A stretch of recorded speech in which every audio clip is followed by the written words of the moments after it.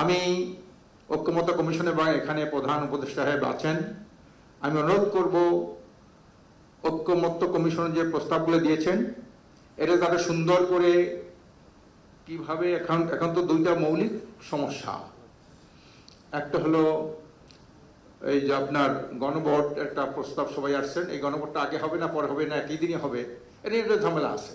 আমি আশা করি আপনারা এই গণভোটের তারিখটা নির্ধারণ করবেন কবে হতে পারে এবং এই বিষয়গুলো নির্ধারণ করবেন, যে বিষয়গুলো অনেকগুলোই আছে ডিসেন্ট দেওয়া।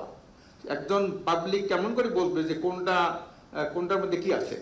কাজে আমি মনে করি ডিসেন্ট মুক্ত একটা জুলাই সনদ হওয়া দরকার। যা হয়েছে আমরা ডিসেন্ট থাকুক আমাদের মধ্যে, আমরা যখন যে দল যখন ক্ষমতা হবে তারা ডিসেন্টগুলো তারা বাস্তবায়ন করবে, কিন্তু এখন ডিসেন্ট মুক্ত একটা জুলাই সনদ এটা জাতি দেখতে চায়, এটা জাতির প্রত্যাশা। দ্বিতীয় নম্বর হলো একটা সুন্দর নির্বাচন দেখতে চায়। 53 বছর একটা সুষ্ঠু নির্বাচন হয় না, কেউ বুকে হাত দিয়ে বলতে পারে না। যাও কিছু হয়েছে তাই স্থায়িত্ব লাভ করে নাই। কাজে এই জন্যে একটা ডিসেন্ট মুক্ত একটি আপনার জুলাই সনদ চাই। আর হলো একটা সুন্দর সঠিক গ্রহণযোগ্য যারা বলছেন একটা উৎসব হবে।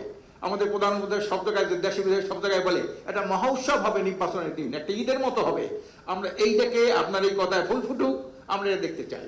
আপনি এরকম একটা বাস্তবতা করবেন এবং সমস্ত প্রশাসন থেকে শুরু করে এর মধ্যে বিভিন্ন প্রশাসনের দিক থেকে কিন্তু অনেক কথা আসছে, যারা এই দলের দিকে এই দলের কেউ ওই দলের, এই মুক্ত একটা নিরপেক্ষ প্রশাসন চাই।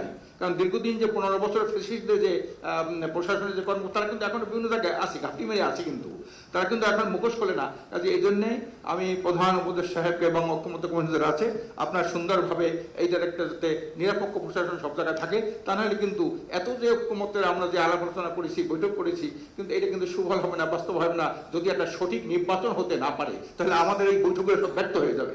এই জন্য আমি আরেকবার আপনাকে স্মরণ করে দিতে চাই, একটা সুন্দর সঠিক গ্রহণযোগ্য অন্তর্ভুক্তিমূলক এবং শতভাগ জনমতের প্রতিফলন যাতে ঘটতে পারে এই ধরনের একটা সিস্টেমে নির্বাচন হওয়া দরকার বলে আমি মনে করি।